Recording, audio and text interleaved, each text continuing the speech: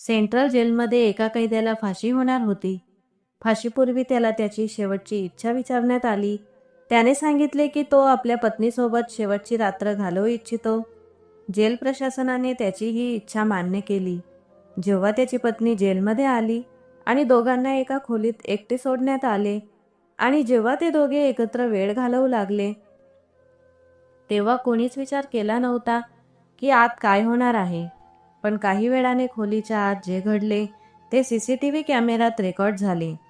ते पाहून जेलमधील सगळे अधिकारी थक्क झाले. कुणाच्या तोंडून किंकाळी बाहेर पडली तर कुणाचे अंग थरथरू लागले. कारण माझं नाव सार्थक आहे. सेंट्रल जेलमध्ये एका कैद्याला कोर्टाने फाशीची शिक्षा ठोठावली होती. जेव्हा त्याला शेवटची इच्छा विचारली तेव्हा त्याने सांगितले की तो आपल्या पत्नीसोबत शेवटची रात्र घालवू इच्छितो. हे ऐकून प्रत्येकजण चकित झाला. पण खरी हैराणी तेव्हा वाढली जेव्हा जेलर साहेबांनी त्याची ही विचित्र मागणी मान्य केली. मला जेलर साहेबांनी आदेश दिला की त्या खोलीत 2 गुप्त कॅमेरे बसवले जावेत. हे ऐकून माझ्या मनात खूप विचित्र आणि चुकीचं वाटलं. पण मी काही करू शकत नव्हतो. सरकारी नोकरी मिळवण्यासाठी मी लाखो रुपये खर्च केले होते आणि आता ती टिकवणं माझी मजबुरी होती. मी ते कॅमेरे बसवले आणि मग कैदी बॅरिकमध्ये गेलो. तो शांत बसला होता. त्याच्या चेहऱ्यावर मृत्यूची कोणतीही भीती नव्हती. मी त्याच्या डोळ्यात पाहत विचारले, तुला मृत्यूची भीती वाटत नाही का? मरायच्या आधीही तू तुझ्या बायकोसोबत हनीमून साजरी करू इच्छितोस. माझं ऐक, तर ही इच्छा सोड आणि वरच्या परमेश्वराला आठव. पण त्याने काहीच उत्तर दिलं नाही. त्याच्या डोळ्यात एक विचित्र खोलपणा होता. जणू त्याने काहीच चुकीचं नाही तर काहीतरी चांगलं काम केलं होतं. 2 दिवसांनी त्याला फाशी होणार होती. तरीही त्याच्या चेहऱ्यावर एक विचित्र समाधान होतं. तो 27 वर्षांचा तरुण होता. त्याने त्याच्या सर्वात जवळच्या मित्र साहिलचा खून केला होता. स्वतः जाऊन पोलिसांना आत्मसमर्पण केलं आणि कोर्टातही स्वतःला खुनी मानलं. पण खुनाचं कारण त्याने कधीच कुणाला सांगितलं नाही. ना कोर्टाला, ना पोलिसांना आणि ना स्वतःच्या पत्नीला. त्याची पत्नीचीही चौकशी झाली होती, पण तिनेही स्पष्ट सांगितले की तिला काही माहीत नाही. तिचा नवरा आणि साहिल लहानपणापासून मित्र होते. कधीच भांडणं झालं नव्हतं. त्या दिवशी माहिती मिळाली की सार्थकची पत्नी जेलमध्ये पोहोचली आहे. मला त्या कॅमेऱ्यांची चिंता होती जे मी मजबुरीत लावले होते. मला असं वाटत होतं की जेलर साहेबांनी नवरा बायकोच्या त्या खाजगी क्षणांना पाहू नये. पण मी विरोध करू शकत नव्हतो. त्याची पत्नी खूप सुंदर आणि तरुण होती, पण तिने स्वतःला घुंगटमध्ये झाकून ठेवलं होतं. एकदा तिचा पदर हलल्यावर मी तिचा चेहरा पाहिला. मी मनात विचार करू लागलो की जर जेलर साहेबांच्या नजरेत ही बाई पडली तर त्यांची नियत बिघडेल. ते स्त्रियांचे फार मोठे शौकीन होते आणि नेहमी रात्री त्यांच्या खोलीत स्त्रियांना बोलावलं जात असे आणि तिथे काय घडत असे हे न पाहताही मला ठाऊक होतं. जेलर साहेबांच्या आदेशावर कैदी क्रमांक 117ला त्या खोलीत पाठवण्यात आले आणि पाठवण्यापूर्वी त्या दोघा पती पत्नींची नीट झडती घेण्यात आली, जेणेकरून काही चुकीचे घडू नये. आजपर्यंत कधीही कोणत्याही कैद्याने अशी अनोखी इच्छा व्यक्त केली नव्हती. त्यामुळे हे पहिल्यांदाच जेलमध्ये घडत होते आणि ही गोष्ट गुप्त ठेवण्यात आली होती. जेलर साहेबांनी ना कुणाची परवानगी घेतली होती, ना कुणापुढे ही गोष्ट उघड केली होती. आणि मला नंतर समजले की त्यांनी ही इच्छा नाकारण्याऐवजी का पूर्ण करण्याचे ठरवले. 2 पहारेकरी त्या खोलीच्या बाहेर तैनात होते. खोलीच्या दरवाजाला ना कडी होती ना काही. त्या दोघांना आत सोडल्यानंतर जेलर साहेबांच्या आदेशावर मी त्यांच्या खोलीत पोहोचलो तर ते लॅपटॉप उघडून बसले होते. त्यांनी मला देखील जवळ बसण्याचा इशारा केला. माझे त्यांच्यासोबत बरेचदा बोलणे व्हायचे आणि ते माझ्यावर खूप विश्वास ठेवायचे. ते म्हणाले, चल आपणही थोडा मज्जा करू. हे ऐकून मला लाज वाटली आणि मी म्हणालो, नाही साहेब, मी जेलचा राऊंड मारून येतो, आपण बसा. पण ते मानले नाही आणि म्हणाले, तूही माझ्यासोबत बस. मनात त्या कैद्याची ही अजब इच्छा मला त्रास देत होती की बघू तरी का नाही. शेवटी त्याच्या बायकोत असे काय आहे की त्याला मृत्यूच्या वेळी हनुमून साजरी करायची इच्छा झाली आहे. काहीतरी तर असेलच जे त्याला मरायच्या आधीही आपल्या बायकोचा सहवास हवा आहे. तो मेल्यानंतर त्याची बायको विधवा होणार होती. बिचारी गरीब बाई आहे. आपणही तिच्या खाण्यापिण्याची काही व्यवस्था करू, असे म्हणून तो जोरजोरात हसू लागला. आणि मला कळून चुकले की त्याच्या मनात काय घाणेरडे विचार आहेत, ज्यामुळे त्याने हे कॅमेरे लावले आहेत. आणि याच कारणास्तव त्याने ही विचित्र इच्छा पूर्ण केली. तो या व्हिडिओच्या मदतीने नंतर त्या बाईला ब्लॅकमेल करून आपले घाणेरडे उद्देश पूर्ण करू शकला असता.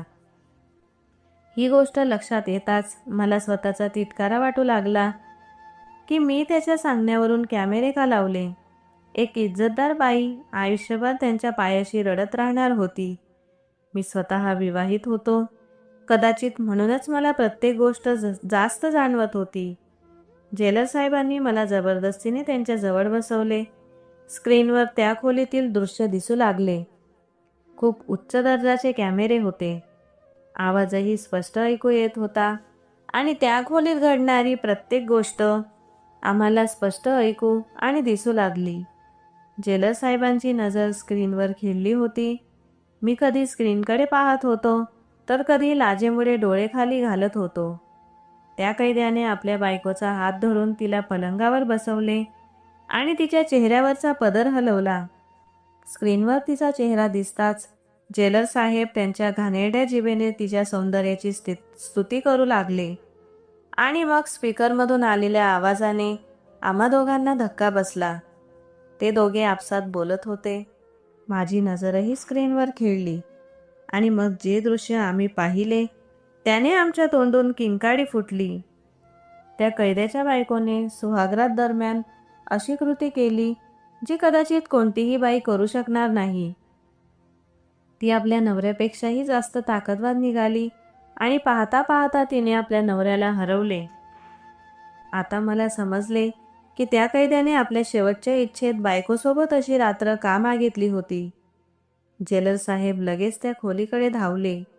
मीही त्यांच्या मागे धावलो आणि आम्ही जेव्हा खोलीत शिरलो तेव्हा तो कैदी पलंगावर पडलेला होता. त्याचा श्वास जोरजोरात चालू होता आणि त्याची बायको पटकन आपला चेहरा झाकून बसली होती. जेलर साहेबांनी क्षणाचाही विलंब न करता त्या बाईचा हात धरला आणि तिला ओढत आपल्या खोलीत घेऊन गेले आणि मी त्या कैद्याजवळ उभा राहिलो. तो किंचाळत मला विचारत होता की त्याच्या बायकोला का घेऊन गेले, पण मी त्याच्या प्रश्नाचे उत्तर देऊ शकत नव्हतो, कारण मला माहीत होते की आता जेलर साहेब तिच्याशी काय वागणूक देणार. त्या बाईने आपल्या नवऱ्यासोबत जे केले होते त्यानंतर तर जेलर साहेब तिला कसलीही दया करणार नव्हते. मी त्या कैद्याला बसायला सांगितले आणि स्वतःही त्याच्या समोर बसलो. आणि ही पहिलीच वेळ होती जेव्हा मी त्याचा आवाज नीट ऐकला, कारण तो सहसा बोलायचाच नाही. मी त्याला म्हणालो की आपल्याबद्दल सगळं खरं खरं सांग आणि हेही सांग की तू हा गुन्हा का केला. त्याने पुन्हा शांतपणे डोकं खाली घातलं. मग मी त्याला कठोर आवाजात म्हटलं, जे काही या खोलीत तुमच्या दोघांमध्ये घडलं आहे ते सगळं कॅमेऱ्यात रेकॉर्ड झालं आहे. जर तू तुझ्या गुन्ह्याचं कारण सांगितलं नाहीस तर ही रेकॉर्डिंग जगासमोर दाखवली जाईल. तुझ्या बायकोची इज्जत आहे म्हणून बरे होईल की तू मला ते कारण सांगशील ज्यामुळे तू इथे आहेस. आणि हेही सांग की शेवटच्या इच्छेत तू तुझ्या बायकोला का बोलावून घेतलंस. रेकॉर्डिंगची गोष्ट ऐकून त्या कैद्याच्या चेहऱ्यावर एक विचित्र उदासी पसरली आणि मग त्याने हळूहळू सगळं सांगायला सुरुवात केली. त्याचं नाव सार्थक होतं. लहानपणापासूनच त्याची आणि साहिलची खूप घट्ट मैत्री होती. त्याच्यासाठी त्याचा मित्रच त्याचं आयुष्य होतं आणि आपल्या मित्राशिवाय तो कधीही कोणतंही पाऊल उचलत नसे. दोघांनी फक्त शिक्षणच एकत्र केलं नाही तर त्याच कंपनीत नोकरीही करू लागले. नोकरी थोडी सुधारली तेव्हा घरी लग्नाची चर्चा झाली आणि मग त्यांच्या आईवडिलांनी त्यांच्यासाठी आपल्या पसंतीची एक मुलगी निवडून दिली. आणि अशा प्रकारे सार्थकच्या आयुष्यात त्याची पत्नी रजनी आली. धूमधडाक्यात त्यांचं लग्न झालं आणि त्या लग्नात जर कोणी सर्वात जास्त आनंदी होता तर तो त्याचा मित्र होता. रजनीसोबत सार्थकच्या आयुष्यात चांगलं नशीबही आलं आणि त्याला प्रमोशन मिळालं. साहिल मात्र तिथेच राहिला जिथे तो आधी होता, कारण त्याचं लक्ष नोकरीपेक्षा इतर गोष्टींकडे जास्त होतं. कदाचित म्हणूनच त्याला काही प्रगती करता आली नव्हती. सार्थकची आई दुसऱ्या शहरातील मोठ्या मुलाकडे गेली आणि इथे ते एकटे राहू लागले. नोकरीवर उशीर होण्यामुळे त्याला घरातील छोटे मोठे कामं करताना अडचण येऊ लागली. कारण साहिलला प्रमोशन मिळालेले नव्हते, त्यामुळे त्याच्यावर कामाचा ताण जास्त नव्हता. त्यामुळे सार्थक घरचे काम त्याला करायला सांगू लागला. सर्व काही सुरळीत चालले होते, कोणतीही अडचण नव्हती. पण नंतर रजनीच्या वागण्यात हळूहळू बदल दिसू लागला. ती नेहमीच चिंतेत दिसत असे. सार्थकशी बोलायला सुद्धा ती टाळू लागली. दोघांमध्ये एक विचित्र अंतर निर्माण झाले आणि घरात एक वेगळी शांतता पसरली. तो या बदलाला खूप सखोलपणे अनुभवत होता. त्याला वाटत होते की रजनी कोणत्या तरी गोष्टीने त्रस्त आहे, पण विचारल्यावरही रजनीने कधी काही सांगितले नाही. आणि नंतर एका दिवशी जेव्हा सार्थकने रजनीला कठोरपणे विचारले की शेवटी अडचण काय आहे, तर तिने जे सांगितले ते त्याने कधीही स्वप्नातही विचार केला नव्हता. तिने सांगितले की साहिल तिच्यावर वाईट नजर ठेवतो आणि तिला त्रास देतो. हे ऐकून त्याला राग आला. त्याला आपली बायको खूप प्रिय होती, पण त्याचवेळी साहिलच्या मैत्रीवरही त्याचा पूर्ण विश्वास होता. त्याने सांगितले, तुला काही गैरसमज झाला असेल, पण रजनी म्हणाली की तिने हे सर्व स्वतः अनुभवले आहे. त्याला रजनीच्या गोष्टीवर विश्वास बसेना आणि दुसऱ्या दिवशी त्याने साहिलला पैसे देऊन काही गोष्टी आणायला सांगितले, ज्या त्याने ऑफिसमधून परतताना रजनीकडे पोहोचवायच्या होत्या. त्याने आनंदाने पैसे घेऊन तो निघाला. त्यावेळी सार्थकच्या मनात ही गोष्ट आली की स्वतः जाऊन पाहावा की रजनी खरं बोलते की नाही. साहिलच्या मागे तो घरापर्यंत पोहोचला आणि त्याचे होश उडाले. तो ड्रॉइंग रूमच्या दरवाजावर थांबला. साहिल आणि रजनी ड्रॉइंग रूममध्ये होते आणि बोलत होते. त्यांच्या बोलण्याने सार्थकला खूप हलवून टाकले. रजनी म्हणाली, बस, खूप झालं, आता स्वतःची मर्यादा सांभाळ. आणि तो उत्तर देत होता, जर तू माझं ऐकलं तर मी जबरदस्ती माझ्या मर्यादा पार करीन. आता सारं सत्य समोर होतं. रजनी खोटं बोलत नव्हती, पण साहिलमध्ये एवढी हिंमत नव्हती की त्या क्षणी खोलीत जाऊन काहीतरी बोलू शकेल. ज्यावर त्याचा सर्वात जास्त विश्वास होता, त्याच्या मित्राने त्याचा विश्वासघात केला होता.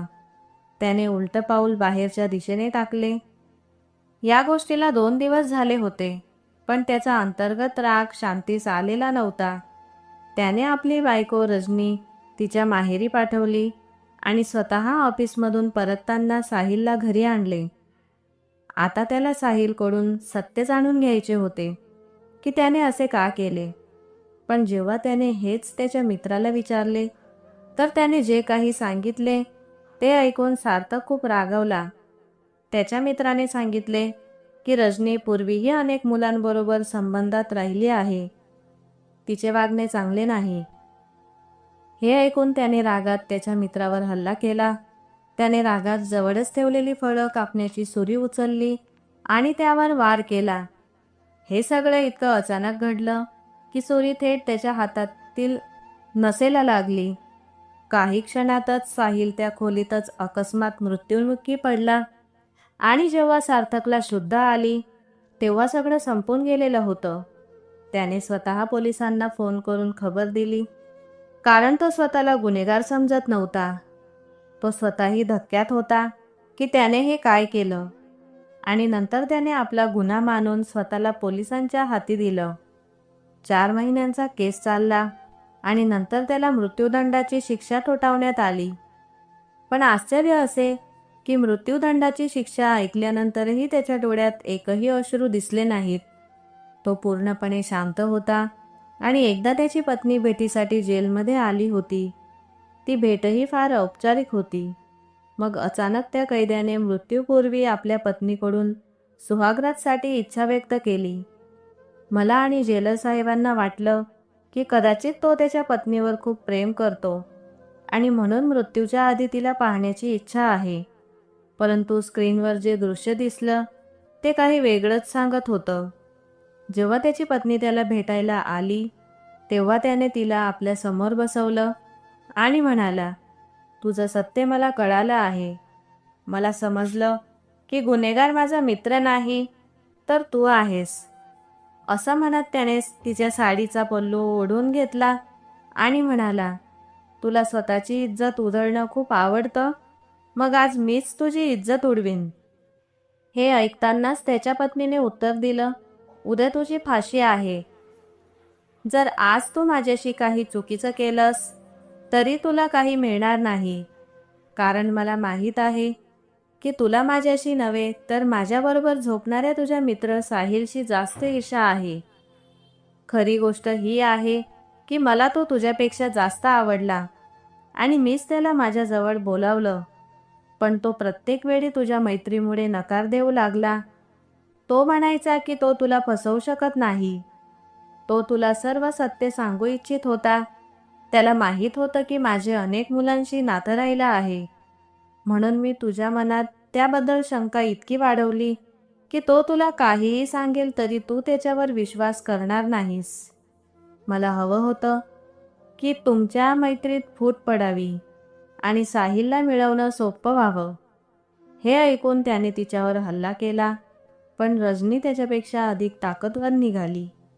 तिने त्याला जोरात ढकललं आणि नंतर स्वतः त्याच्यावर हल्ला केला. हे सगळं आम्ही दोघं, मी आणि जेलर साहेब कॅमेऱ्यातून बघताना आमच्या किंकाळ्या फुटल्या आणि आम्ही धावत त्या खोलीत पोहोचलो. आता मला पूर्ण सत्य स्पष्टपणे समजले. मी परत विचारले की सर्व काही माहीत असूनही तू आपल्या पत्नीला येथे का बोलावलंस? सार्थक म्हणाला, त्यावेळी मी भावना ओलांडून माझ्या मित्राचा खून केला, पण जेव्हा माझी पत्नी भेटीस आली आणि तिच्या बोलण्याने माझे डोळे उघडले तेव्हा मी कोणालाही सांगितलं नाही की माझ्या मित्राच्या मृत्यूचं कारण माझी पत्नी आहे, कारण मला तिच्या इज्जतीवर कोणताही प्रश्न पडू नये असं वाटत होतं. पण आता मला वाटू लागलं की माझी पत्नी खरी नाही आणि मी मृत्यूपूर्वी सत्य जाणून घेऊ इच्छितो, म्हणून मी तिला बोलावलं.